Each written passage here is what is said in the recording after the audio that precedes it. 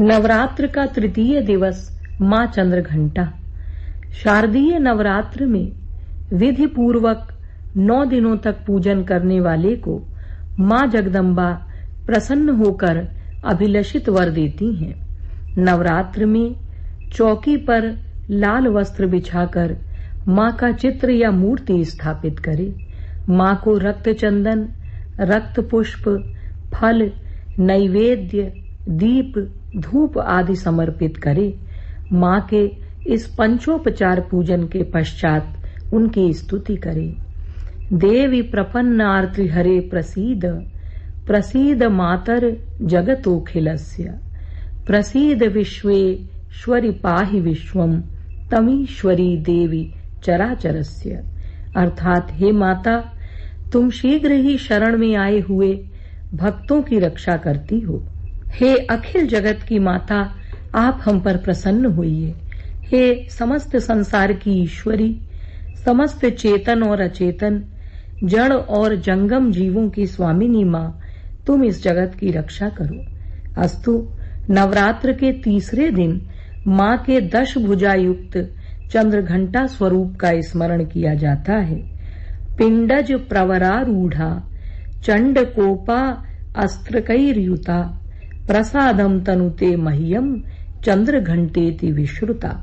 अर्थात सिंह पर विराजमान मां चंद्रघंटा अपनी 10 भुजाओं में खड्ग, गदा, त्रिशूल, धनुष, बाण, कमल का फूल, कमंडलु एवं घंटा धारण किए हुए सर्वत्र कृपा की वर्षा करती रहती हैं और इसीलिए मां यह तृतीय स्वरूप चंद्रघंटा नाम से प्रसिद्ध है। मां को यह घंटा सहस्त्राक्ष 1000 आंख वाले अर्थात सर्वज्ञ इंद्र ने भेंट किया था। इंद्र ने अहिल्या अर्थात जो जमीन हल से जोतने योग्य नहीं थी, उसे भी ब्रह्म क्षेत्र से तादात्म्य करके जोत दिया। तभी से उनका नाम सहस्त्राक्ष हुआ। यह घंटा इतना तीव्र नाद करता है कि संपूर्ण दिशाएं उस नाद से गूंज उठती हैं। रक्तबीज वध के प्रसंग में आता है कि घंटा स्वनेन तन्नादम अंबिका चोप बृंघयत। मां के चंद्रघंटा नाम का एक अन्य प्रकार से भी अर्थ किया गया है कि चंद्रम घंटायाह यस्याह सा, अर्थात आह्लादकारी चंद्रमा जिनके सिर पर स्थित हो, उन देवी का नाम चंद्रघंटा है। या घंटे के आकार के चंद्रमा से जिनका मस्तक सुशोभित है, वे चंद्रघंटा मां हैं।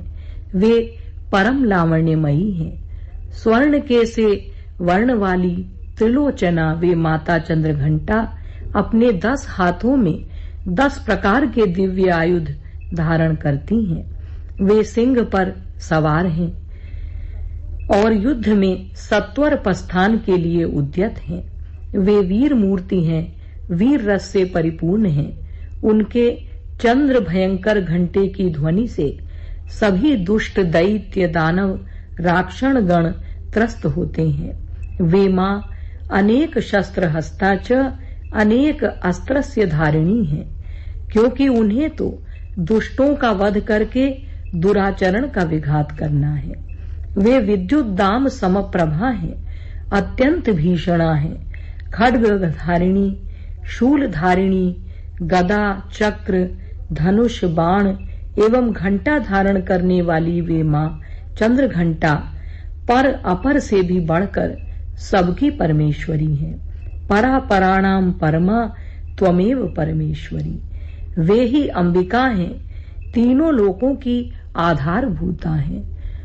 पादौ धरित्री कटिरंतरिक्षम, यस्या शिरो द्वौ अदितागदेषु, अन्यद यथा योगमयोग दूरा, सा चंद्रघंटा घटयत्वभीष्टम। क्योंकि उनके चरण कमल भूमि के रूप में, उनका मध्य भाग अंतरिक्ष के रूप में और उनका सिर दिव्यलोक के रूप में विस्तृत हुआ है। ऋग्वेद के वाक सूक्त की वाग्देवी भी कुछ इसी रूप में स्वमहिमा का गान करती है। अहम सुवे पितरमस्य मूर्धन, मम योनि अप्सु अंतः समुद्रे ततो वितिष्ठे भुवनानि विश्वा उतामूम द्याम वर्षमणा उपस्पृशामि। तब देवताओं ने भी उन अग्निवर्णा ब्रह्मचारिणी के रूप में किए गए अपने तप से अत्यंत देदीप्यमान माता का स्तवन किया। पापापहारिणीम देवीम भुक्ति मुक्ति प्रदायिनीम अनंताम विजयाम शुद्धाम शरण्याम शिवदाम शिवाम। अर्थात हे पापनाशिनी, इच्छानुसार शरणागत भक्तों को भोग और मोक्ष प्रदान करने वाली, अंत रहित अर्थात अजरा अमरा उन कल्याणकारिणी विजयदायिनी माँ को प्रणाम है। पुराण कथानुसार ब्रह्मचारिणी शिवा शिव की प्राप्ति हेतु तपस्या करती हैं। ब्रह्मचारिणी शिवा के मन में तपस्या के फल की लालसा इतनी प्रबल हो जाती है कि वे सुंदर मृदुल श्वेतांबरा किशोरी का रूप त्याग भयंकर रूप धारण कर लेती हैं। उग्र और हिंसक जीव जंतुओं के साथ रहने से परम लावण्यमयी किशोरी भी उग्र रूपा चंद्रघंटा हो जाती है। गर्जन करते हुए सिंह को वाहन बनाकर अस्त्र शस्त्रों से लैस वे शिव की तलाश में चल देती हैं। अधरों का मृदुहास घंटे के मेघ गर्जन के समान कठोर निनाद से बंद हो जाता है। अब कोई बाधा उस सिंह वाहिनी दुर्गा को रोक नहीं सकती। जब शिव साधना के पथ पर सिंह पर सवार होकर समस्त विघ्नों को पार करती हुई चंद्रघंटा दुर्गा प्रयाण करती हैं, तो शिव स्वयं उनके सामने आ जाते हैं। कहीं कहीं देवी चंद्रघंटा का ध्यान चंद्रखंडा दुर्गा के रूप में भी मिलता है। इस रूप में वे पक्षीराज गरुड़ पर सवार उग्र रूपा, कोपशीला एवं रौद्र रूपा दिखाई देती हैं। देवी चंद्रघंटा का ये चित्रण साक्षी है कि भक्त के अंदर छिपी चट्टानी दृढ़ता साधक के व्यक्तित्व को वज्र से भी कठोर बना देती है। क्योंकि माँ के साधक जहाँ एक ओर फूलों से भी कोमल चित्त वाले हैं, तो वहीं अवसर आने पर वे वज्र के समान कठोर चित्त वाले भी हो जाते हैं। वज्रादिव कठोराणी मृदूनि कुसुमादपि। माँ चंद्रघंटा कोप समन्विता है, अतः उनके पूजन में जल या दूध का तर्पण अवश्य करना चाहिए।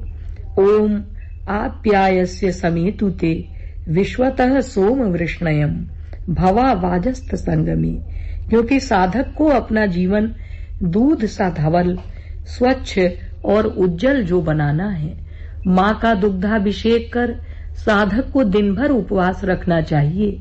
यदि न रह सके तो दिन में एक बार अन्न खाएं अथवा फलाहार करें। प्रयास करें कि महिमामयी जगत जननी की पूजा के ये 9 दिन बिना क्रोध किए हुए, बिना किसी को कष्ट दिए हुए निकल जाएं।